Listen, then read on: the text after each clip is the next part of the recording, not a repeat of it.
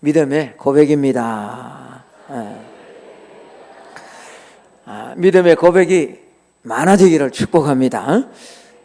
우리가 지난 한 주간 새벽에 특별 새벽 기도를 드렸습니다. 기도는 참으로 중요합니다. 기도는 생명이고 기도는 특권입니다. 기도가 의무가 아닙니다. 기도한 만큼 여러분이 새벽에 올라와서 하나님 앞에 부르짖은 만큼 하나님은 반드시 기억하시고 열매로 우리의 삶에 허락해 주실 겁니다. 그래서 이 기도는 특권이고 기도가 중요하고, 흔히 우리가 이야기하는 것처럼 기도는 영혼의 호흡이다, 성도의 생명과도 같다. 그래서 기도하는, 간구하는 신앙이 참으로 중요합니다. 그러나 간구하는, 기도하는 신앙보다 어쩌면 더 중요한 신앙이 있습니다. 그게 뭐냐 그러니까 감사하는 신앙입니다. 성경은 끊임없이 감사하라 감사하라 라고 명령을 합니다. 범사에 감사하라, 항상 감사하라, 감사가 넘치게 하라, 감사하는 자가 되라 라고 적극적으로 권면하시기도 하고 아주 명령을 하십니다. 여러분, 왜 성경이 감사하라 라고 이렇게 명령할까요? 오늘 설교의 제목처럼요, 감사는 구원받은 하나님의 자녀만이 할 수 있는 신앙의 고백이 되기 때문에 그렇습니다.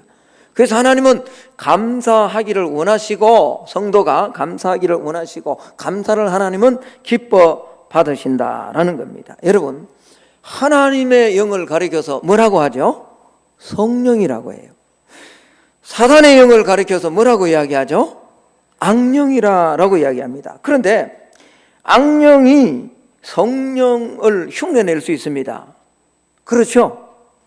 사단도 가장한 광명한 뭐처럼 나타난다고요? 천사처럼 나타난다 그러잖아요. 사단이, 이 악한 영이 성령을 교묘하게 흉내를 내는 부분이 참 많습니다. 그런데 이 악령이 성령을 흉내내지 못하는 부분이 있습니다. 그 부분 가운데 하나가 뭔지 아세요? 감사해요. 감사. 구원받지 못한 하나님의 자녀가 아니고 어둠의 세력에 사로잡혀 있는 영은 절대로 하나님 앞에, 자녀들 앞에, 성도들 앞에 감사하지 못한다라는 겁니다. 성경 어느 곳에 사탄이 감사했다라는 구절이 있습니까? 없습니다. 여러분, 성도라고 모두가 감사하는 것 아닙니다. 감사는요, 감사의 영성은 10분의 1의 영성이다 라고 그렇게 흔히들 말합니다. 왜 그런 말을 하느냐? 10명 가운데 1명만이 진정으로 감사한다는 거죠. 누가복음 17장에 보면 우리가 잘 아는 것처럼 10명의 나병 환자가 자신의 아픔, 탄식할 수밖에 없고 고통스러울 수밖에 없는 그 나병의 환자에서 주님이 지나간다라는 소식을 듣고 주님 앞에 나아가서 고쳐달라고 간절하게 부르짖습니다. 여러분, 이 연약함과 부족함을 보셨던 주님이 10명의 나병 환자를 다 고쳐주십니다. 그런데 우리가 잘 아는 것처럼 이렇게 고침을 받고 난 다음에 다시 예수님에게로, 주님에게로 돌아와서 자신의 고침받음을 고백하고 우리 주님에게, 우리 하나님 앞에 감사했던 나병 환자는 몇 명이다? 1명밖에 없어요. 그래서 이 감사의 영성, 감사는 10분의 1의 영성이라고 그래요. 실제로 그런 것 같아요. 매일같이 감사하고 하나님 앞에, 또 성도들에게 주어진 교회에게 감사하는 그런 사람이 많지 않다라는 겁니다. 여러분, 구약시대에 훌륭한 인물들이 참 많아요. 모세가 있고요, 다니엘이 있고, 욥이 있고, 수많은 선지자들, 이런 많은 훌륭한 인물들이 있습니다. 이 인물들 가운데 한 사람이 또 욥이죠. 욥. 그런데 우리가 오늘 살피는 훌륭한 인물 가운데 하나가 이 요셉입니다. 요셉. 목사도 가끔씩 실수합니다. 아니, 가끔 실수하는 게 아니라 자주 실수합니다. 이해를 하셔야 돼요. 이게 원고는 없습니다만 자꾸 나이가 가면 갈수록 빽빽하게 적어놨는데, 그죠? 이래도 또 까먹어요. 까먹어요. 나는 요셉이라 이야기하려고 했는데 왜 내 입에서는 욥이 나오죠? 여러분 잘 기억하라고 그러는 것 같아요. 저만 그런 게 아니라 오늘 아침에 또 우리 사모의 형을 좀 봐야 되겠어요. 우리 요즘 저보다 더 나이도 젊은 분이 왜 그러시는지 모르겠대요. 자주 오늘 아침에 불나는 줄 알았어요. 막 부엌에 막 연기가 촉한 거예요. 왜 그러나 보니까 나하고 무슨 대화한다고 부엌에 올려놨던 가스레인지 위에 올려놨던 뭐죠? 그걸 잊어버리고 있었다. 큰일 날 뻔했습니다. 추수감사절 사택 다 태울 뻔했어요. 이게 가끔씩 자주 이렇게 틀리고 또 잊어버리는 경우가 생깁니다. 그런데 요셉이 정말 훌륭한 인물인데 여러분 요셉 하면 뭐가 떠올라요? 꿈이 떠오르잖아요. 요셉은 17세에 하나님으로부터 뭘 받았다? 꿈을 받았다. 또 요셉 하면 여러분 뭐가 떠올라요? 거룩함, 성결함, 그 자기를 유혹하는 아주머니로부터 성을 지켰던 거룩함, 또 이런 모든 어려움과 힘든 부분을 이기고 총리가 되어서 하나님 앞에 많은 일들을 했던 그런 인물이다라고 이렇게 생각할 겁니다. 요셉에서 오늘 왜 추수감사절 감사는 신앙의 고백이다라고 하면서 이 본문을 정했을까? 여러분 이런 의아해야 하는 성도들이 분명히 있을 겁니다. 그런데 우리가 성경을 깊이 한번 살펴보면 요셉은요 꿈도 있고 거룩하고 하나님의 말씀에 늘 순종함으로 형통한 삶을 살았고 1인자가 되어서 하나님의 사명을 잘 감당하는 그런 인물로 서임받았지만 요셉의 또 다른 하나 강점, 하나님 앞에 칭찬받을 수 있는 그 부분이 뭐냐? 요셉은 감사하는 사람이었다라는 거죠. 여러분 오늘 본문에 요셉이 자신의 30세에 바로 앞에 섰고 그의 인생을 쭉 설명하면서 풍년이 7년 지나고 난 다음에 흉년이 오기 전에 그에게 2명의 아들이 태어났다 그러죠. 근데 그 2명의 아들의 이름을 짓는데 이 이름 안에 그가 정말 감사하는 삶을 산 인물임을 성경은 말씀해 주고 있다는 거죠. 그래서 오늘 요셉은 어떤 감사의 신앙 고백을 하나님 앞에 일평생 했는가 살피면서 저와 여러분도 이런 감사가 풍성해지는 그런 성도의 삶을 살아갈 수 있기를 예수님 이름으로 축복합니다. 그러면 요셉은 어떤 감사의 이 신앙 고백을 했느냐? 첫 번째는 지나간 모든 일에 대해서 잊게 하신 것에 감사한 거예요. 자, 우리 51절 말씀을 한번 읽어봅니다.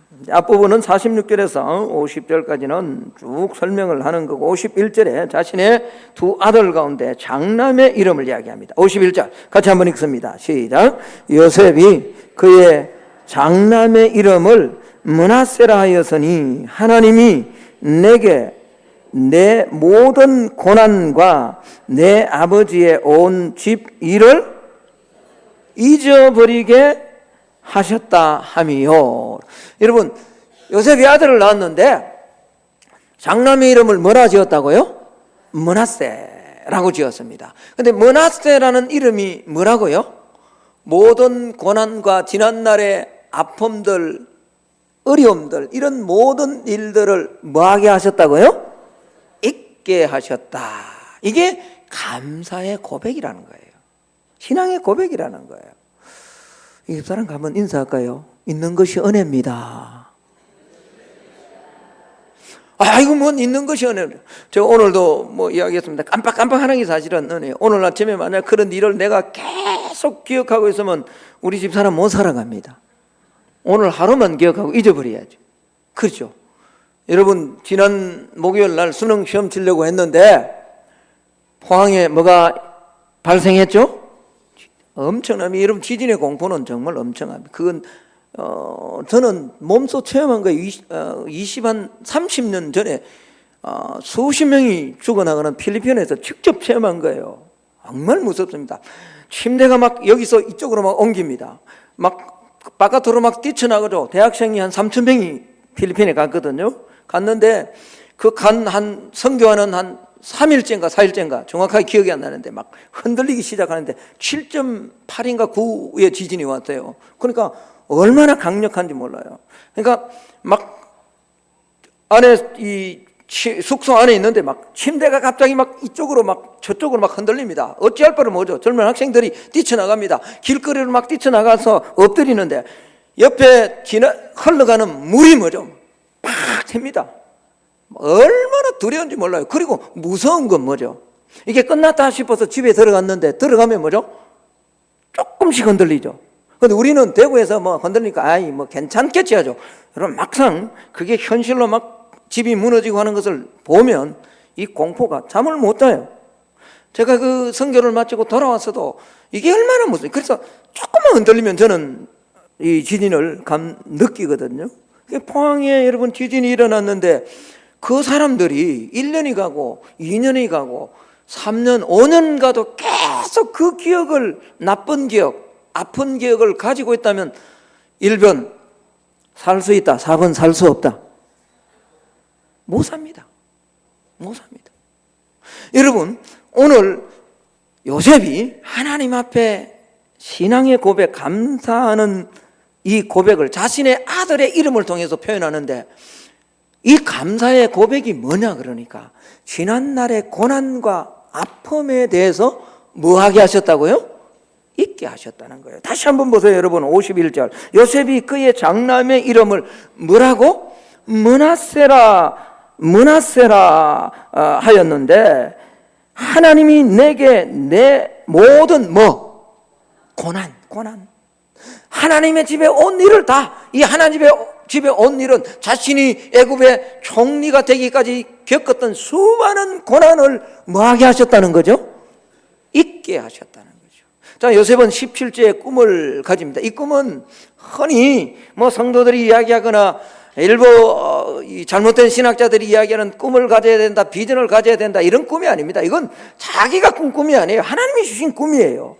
그런데 하나님이 주신 이 꿈 때문에 그는 형들로부터 뭘 당하죠?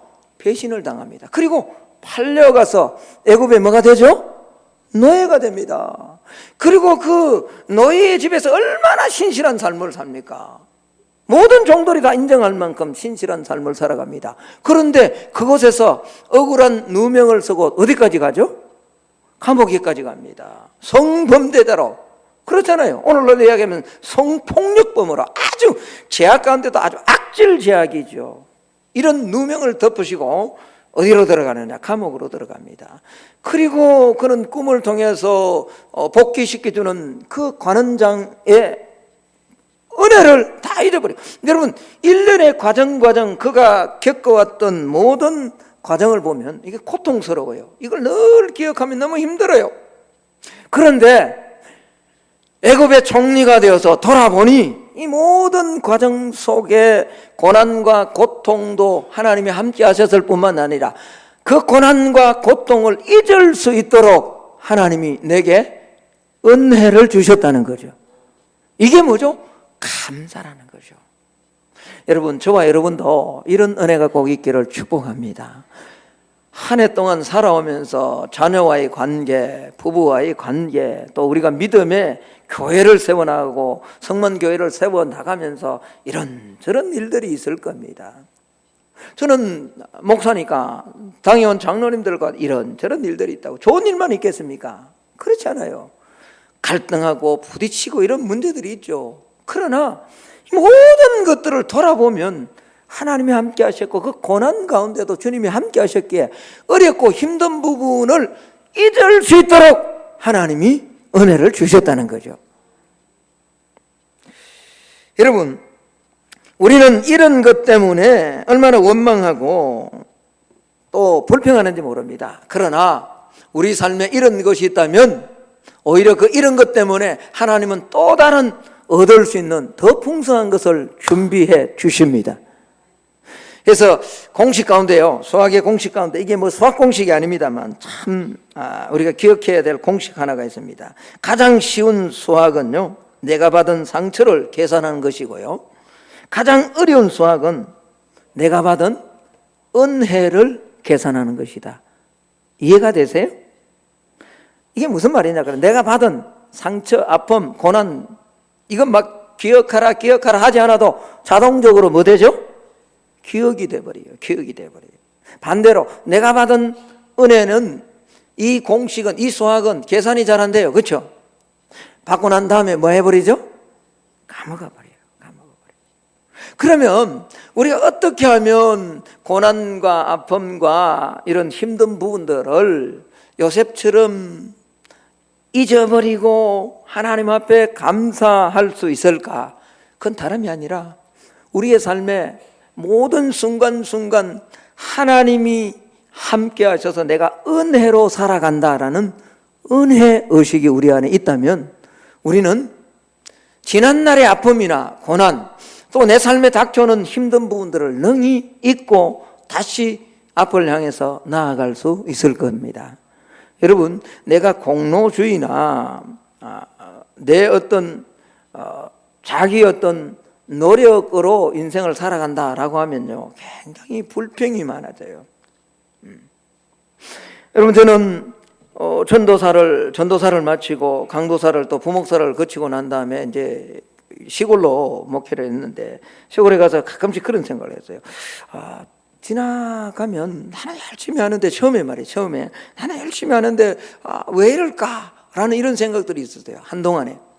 근데 그런 생각을 하면, 내가 열심히 하는데 왜 이럴까라고 이런 생각을 하면 괜히 성도들이 보기가 싫어요.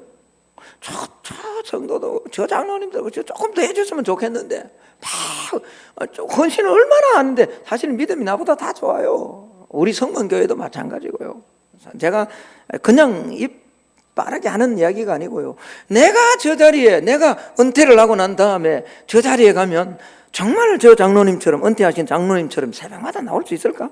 거리가 10km 넘었는데 내가 그렇게 교회를 사랑하며 나올 수 있을까? 솔직한 고백입니다. 자신 없습니다. 정말 자신 없습니다. 그런데요, 내가 나는 열심히 하는데 왜 성도들은 따라오지 않지라는 이 공로의식, 나는 열심히 한다라는 이 의식에 사로잡히니까요, 다 불평이에요. 다 원망이에요. 그런데 어느 날 기도하면서 힘든 일들을 겪으면서 다 엎드리는데, 야, 네가 목사 된 것 네가 한 것 아니다. 내가 세워졌고 너 구원받은 건 네가 한 것 아니다. 하나님이 은혜를 주셔서 내가 목사가 되었고 담임 목사가 되었고 이 목회를 한다라는 것을 깨닫는 순간에 얼마나 감사가 넘쳐나는지요. 여러분, 우리가 은혜 의식으로 살아가면요, 절대로 불평하지 않습니다. 원망하지 않습니다. 고난의 자리에 가더라도요, 은혜 의식으로 살아가면 그 고난을 넉넉히 이길 수 있는 힘이 우리에게 주어집니다. 그래서 바울이 뭐라고 고백하죠? 나의 나된 것은 뭐라고요? 하나님의. 바울도 고난을 당했어요. 고통을 당했어요. 물론 바울도 영광스러운 복음으로 말미암아 교회가 세워지고 하나님의 사람들이 변화되고 강한 군사로 세워지는 영광스러운 모습들을 보았지만, 고린도 교회 같은 교회를 만나고 또 수많은 복음을 전하면서 동족의 위험, 칼의 위험, 온갖 굶주림과 매맞음의 위험들을 당할 때 얼마나 아팠겠냐고요. 그러나 이 모든 과정이 하나님께서 나를 사명자로 불러주셔서 복음, 이방인에게 복음 전하는 그런 사도로 불러주셨다라는 은혜를 생각하니까 이 고통, 고난 넉넉히 이기고 또 과거에 있었던 고난을 다 잊어버리는 은혜의 삶을 살아갈 수 있다라는 거죠. 오늘 예배드리는 추수감사절 예배를 드리는 저와 여러분 안에도 이 은혜를 누릴 수 있기를 예수님 이름으로 축복합니다. 누구든지 공로나 업적으로 생각하면 서운하고 불평이 나옵니다. 그러나 남들보다 더 많이 일하고 더 많은 고통받았고 더 많은 핍박이 있는 가운데서도 하나님을 섬길 수 있었던 것, 그게 은혜다라고 은혜의식을 가지면 우리는 감사의 신앙 고백을 하나님 앞에 드릴 수 있을 것입니다. 여러분 안에 하나님이 베풀어 주시고 하나님이 끌어 주신다라는 이 은혜가 넘쳐나기를 소망합니다. 두 번째는 요셉이 어떤 감사의 신앙 고백을 하느냐? 희망으로 살아갈 수 있음을 신앙으로 고백합니다. 자, 첫 번째 아들의 이름을, 장남을 뭐라고 지었죠? 므낫세. 내가 당한 모든 고난, 하나님의 집에 온 일을 잊어버리게 하셨다라고 이름을 지었습니다. 그런데 두 번째 아들의 이름을 뭐라고 지었느냐? 뭐라고 지었죠? 에브라임이라고 지었습니다. 자, 우리 한번 읽어볼까요? 52절의 말씀입니다. 여러분이 한번 읽어봅니다. 52절 시작.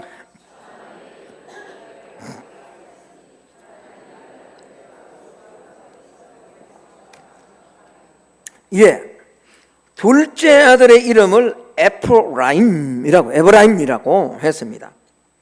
여러분, 이 에브라임의 뜻이 뭐라고 그 52절에 기록을 하고 있거든요. 하나님이 나를 내가 수고한 땅에서 뭐하게 하셨다고요? 번성하게 하셨다. 이제 이 원래 원문의 뜻은 열매를 많이 맺다, 두 배로 배상해 주신다, 보상해 주신다라는 의미가 에브라임이라는 뜻입니다. 그러니까 열매를 맺는데 한 배의 열매, 심은 대로 그냥 한 배의 열매를 맺는 것이 아니라 갑절의 열매죠. 완벽한 그런 어떤 열매를 맺게 해 주셨다라는 그런 의미를 가지고 있습니다. 그러니까 요셉은요, 자신의 인생을 한번 돌아보면 이제 풍년이 지나가고 이제 흉년이 오기 전에 두 명의 아들을 줬는데 이 두 명의 아들을 통해서 자신의 인생 전체의 신앙 고백을 하고 있는 거예요. 첫 번째는 자신의 모든 고난과 아픔과 지난날의 어려움들을 다 하나님께서 뭐하게 하셨다고요? 잊게 하셨고, 두 번째는 미래에 이 차자 에브라임을 통해서 하나님께서 분명히 내게 더블 축복을 준다는 거죠. 풍성한 열매를 맺게 해 주실 것이라는 거죠. 희망적인 믿음의 희망적인 모습을 보고 하나님 앞에 감사하고 있다라는 겁니다. 므낫세가 과거치유라면 에브라임은 미래 보상입니다. 여러분, 사실 요셉이라는 이름 자체가 그가 더하신다라는 그런 뜻이죠. 미래 축복을 함축하고 있습니다. 어떤 아무런 상황에서도 희망의 신앙으로, 여러분, 이건 믿음 없는 사람들이 그냥 잘 될 것이다, 긍정적으로 생각하라 라는 그런 의미가 아닙니다. 요셉이 이렇게 희망적이고 두 배의 축복, 내가 땅에서 수고한 만큼 번성케 해 주실 것이다 라는 이런 미래를 바라보며 희망적인 신앙으로 하나님 앞에 감사할 수 있던 이유가 어딘 줄 아세요? 여러분, 잊을 수 있었던 것이 은혜 의식으로 가능했다면 하나님이 미래에 복을 주실 것이다 라는 이런 신앙의 감사의 고백은 하나님이요, 어떤 상황 가운데서도 나와 함께 하시는 임마누엘을 기억할 때 이 신앙의 고백이 가능한 겁니다. 요셉은 형들로부터 팔려갔습니다. 보디발의 집에서 아내로부터 유혹을 받아 또 감옥에까지 갔습니다. 그리고 애굽의 총리가 되었습니다. 그런데 그의 삶에 늘 따라다니는 소식 하나가 있어요. 그게 뭔지 아세요? 요셉의 삶이, 한번 따라합시다. 요셉의 삶이 형통하였더라. 자, 우리는 형통이라면 어떤 걸 형통이라 그러죠? 문제가 없는 것. 장로님들 가운데 우리 교회 장로님 그런 기도를 안 하는 게 좋은 거예요. 만사 형통하게 해달라고. 어떻게 우리 만사 형통합니까? 만사 형통의 의미를 잘 알면은 그 가능한데, 인생은요 절대로 문제 없이 살아가는 인생은 없습니다. 어떻게 미리 없이 계속 좋은 일만 있으면요 그 인생 파괴됩니다. 하나님이 햇빛이 좋습니다만 여러분, 햇빛을 계속 비도 안 주고 바람도 안 주고 구름도 안 주고 계속 햇빛이 좋으니까 햇빛만 주면 결국 그 땅이 뭐가 되죠? 몰라서 대답을 안 하세요. 계속 햇빛만 주면 뭐가 되죠? 사막이 되죠. 그렇죠. 사막이 뭐가 살 수 있냐고요. 절대로 그렇게 하지 않습니다. 하나님이 필요해서 태풍도 주시고 바람도 주시고 비도 주시고 환난도 고난도 주시는 거거든요. 그런데 요셉의 삶이 형통했다라고 할 때 요셉의 삶이 문제가 없다는 말이 아니죠. 형통했다라는 의미는 그 억울한 순간에도 누가 함께 했다고요? 하나님이 붙들고 계셨다는 거예요. 요셉은 이걸 알았기 때문에 자신의 두 번째 아들의 이름을, 차자의 이름을 뭐라고 지었다고요? 에브라임이라고 지은 거예요. 여러분, 우리가 삶을 살아가면서 하나님 앞에, 하나님, 지금은 힘들고 어렵지만 반드시 하나님께서 나를 통해서 하나님이 계획하시는 일들을 이루어 가실 것입니다 라는 이 믿음을 가지면 지금 어렵고 지금 힘든 일이 있으라도 희망적으로 소망을 가지고 신앙의 삶을, 또 신앙의 고백을 하나님 앞에 할 수 있는 겁니다. 아멘? 예.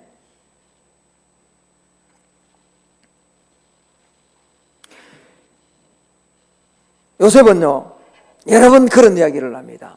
형들을 만나죠. 자신을 배신했던 형들을 만납니다. 그런데 요셉이 뭐라고 이야기하는지 아세요? 이제 총리가 되었고, 나중에 총리가 되었고, 이 총리가 된 권력으로, 권력이 무섭잖아요. 나이가 들면 들수록 참 세상이 무섭다, 비정하다. 세상은 정말 비정하다, 권력이 참 무정하고 비정하다라는 걸 느낍니다. 한 정권이 바뀌어서 이렇게 난도질을 하고 이런 모습들을 보면 참 무섭다. 그래서 권력에서 안 내려오려고 하는가, 이런 생각도 해봅니다. 그런데 요셉은 이제 바로라는 애굽의 왕 밑에 최고의 권력자가 됐습니다. 그러니 자신을 팔아 넘긴 형들이 얼마나 두려워 떨겠냐고요. 그런데 그런 형들을 향해서 요셉이 뭐라고 고백하는지 아세요? 이게 뭐죠? 요셉은 늘 자신의 삶에 하나님이 오른손으로 나를 붙들고 있다라는 의식을 가지고 삶을 살아갔다는 거예요. 자, 우리 45장으로 한번 넘어가 봅시다. 45장입니다.